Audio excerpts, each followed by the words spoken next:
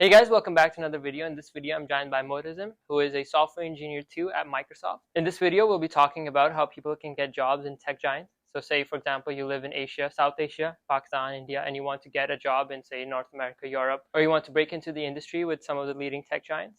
What things you can focus on, what skills you should learn, and how you can maximize your chances of getting a job. So welcome, Mohtasim. Hi, Muhammad. Glad to be here. So, a few of the things that you really should have under your belt, the skills, is first of all the algorithmic skills that you need to be really good at problem solving.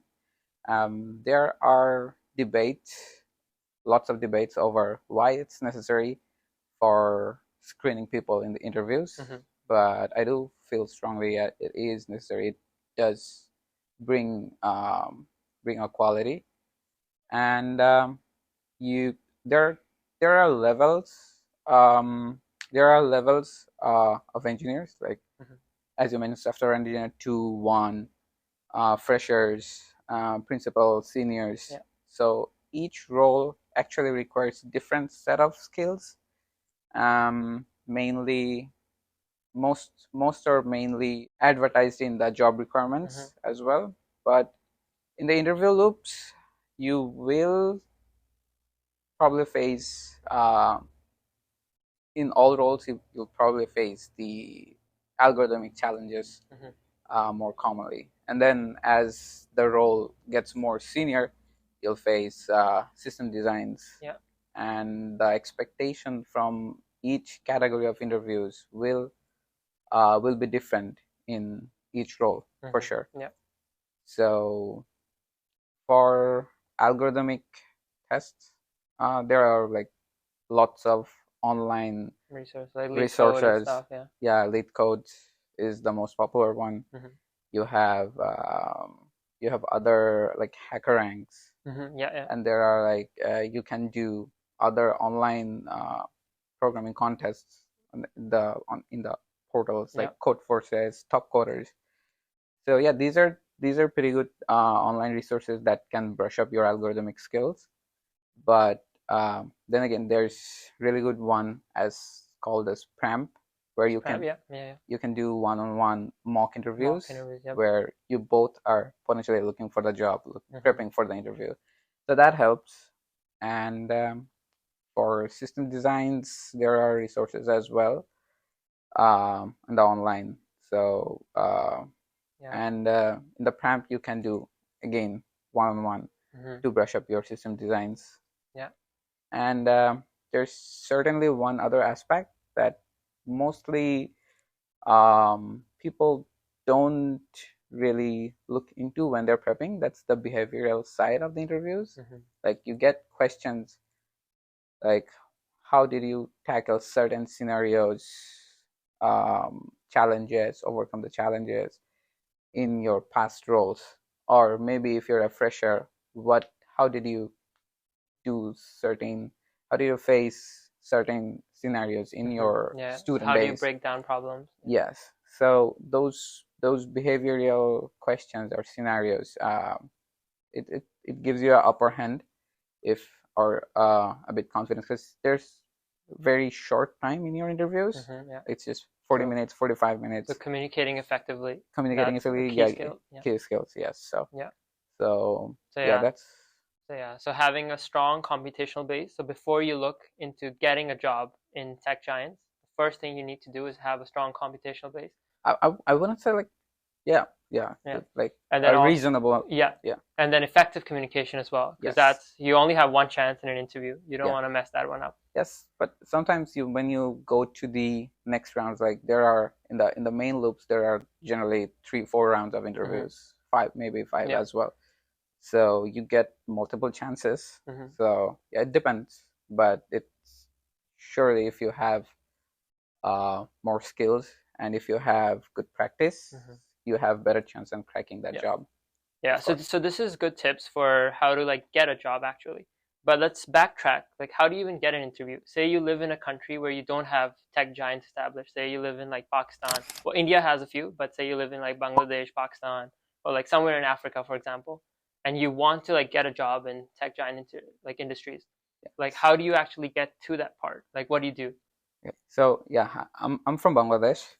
So in Bangladesh, the only giant I would say is Samsung R&D, and for others, there's no offices of Google, Yeah, Microsoft, same in Facebook. Pakistan as well. Yeah. Yeah. So in that case, all these big tech giant companies, they do hire from abroad, like from different geographic regions, and not specifically, but you can. They all of them has their career portals. Like Microsoft has the career.microsoft.com. So you go to that portal, you build your profile. Yeah. I'm talking about Microsoft here. Yeah. So you build your profile, you put all your skills, your experiences, you build a good resume. Having a really good resume is really important. So it's not about how tough or how lucrative content you put into the resume, but it's also about having those contents really brushed up. Like, Yeah. so when someone reviews your resume, So it's they all properly managed and everything. It's yes, easily understandable. easily understandable, right? Yeah. Right. Not Yeah. too fancy with all the graphics and stuff, Yeah, but yeah. also but really, like, you make sure you highlight your key experiences, key roles, key accomplishments, Yeah.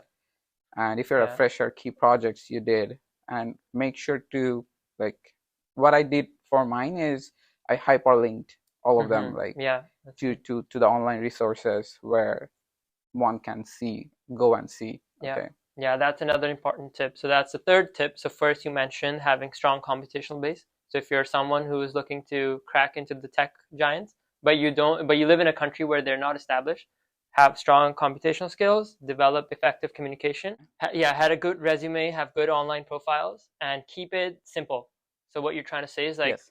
because this is something I've noticed as well, like recruiters, they're usually like they're just quickly scanning through, they're just looking for keywords. So to maximize your chances of getting noticed by recruiters, just have your key accomplishments, as you mentioned, like all the important stuff, just right there. So don't just keep it simple. Don't spend time. So yeah, so I guess that's good. So I guess talking about, say, a lot of people face this challenge. Say they live in a country where there's no offices for tech giants, they can't apply for jobs. And also another thing that you mentioned on that note, there's also hope. So if anyone's losing hope, don't lose hope. Companies do hire from abroad. So yeah. And So I just want to cut you there. yeah. Build a really good network in your LinkedIn. Mm-hmm. Have your LinkedIn profile all updated with all your recent accomplishments, all your skills, all your previous history data, and reach out to people. There's no harm in reaching out to people through LinkedIn. Go see what kind of work you want to do. Find the managers, find the recruiters in LinkedIn. They're all there posting that they want to hire. So in LinkedIn, there's no geographic boundaries. You can just go and ask them, hey, I'm interested. I applied through your shared post. Just check me out. Yeah. No, that's another important tip. And I guess just the question I was going to ask before. So say people who completed their studies in their country and now they want to apply. Because it's so say you come abroad for studies. So you're an international student. Say you're like you live in somewhere in Africa, you come to Canada, get a degree here. It's easier to make connections when you're here. But people who have completed their degree, their education there, so someone like you, like how do you make those connections aside from LinkedIn? So one thing is, from my university, my my friends, my seniors, they go to, like, tech giants as well. They get jobs in tech giants as well. So it's also important to make connections where you are, like in your department, in your local connections. And then you see there's always people going, like, switching company from local industry to abroad tech giants as well. So you can easily make connections when you're in, like, as you said, it's easy to make connections locally. So yeah, you gotta do that as well. Like, just because you have a goal to to work at, let's say in Google, Microsoft, but you're in a place where the offices are not there, don't ignore your local talents. Like Yeah. they're also really good, and so just respect everyone, and then reach out to everyone. Attend. I think I saw your last video with Sohan. Yeah, attending conferences is really important. Yeah, like, yeah, that's a major part in building.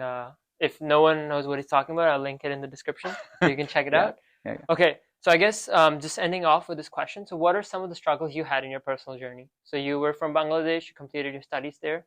You worked at Samsung, the Samsung Center in Bangladesh, but then you were hired from Vancouver, Canada to Microsoft. So what were some of the challenges along that journey?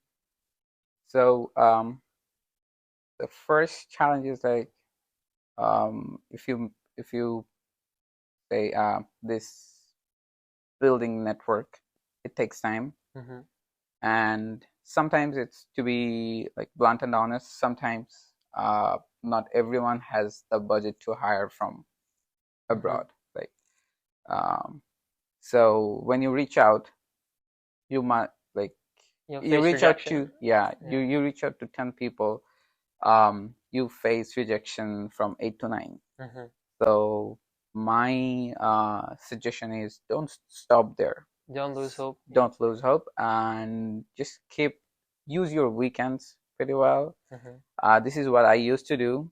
I used to come home at Friday night, like after office, not the Friday night, but after office. I would spend like sometimes couple of hours to reach out, to drop my resumes. So I kind of lost count how many times I have applied. So it turned out, over 1 year, like I applied to 80 different positions. Oh wow! In Microsoft, I didn't at even Microsoft. At Microsoft, I didn't even know. So I was just, once you set up your profile there, it's all about just click the apply button. That's it. So I lost count. I think my recruiter told me, "Hey, you applied this many times." I was like, "Oh, holy shit! I didn't even realize." Well, so not losing hope. Not losing hope, and just keep up with the communities, sleepit communities, blind communities, all the other Quora, LinkedIn. Keep updated with the information there is. See who's hiring right now.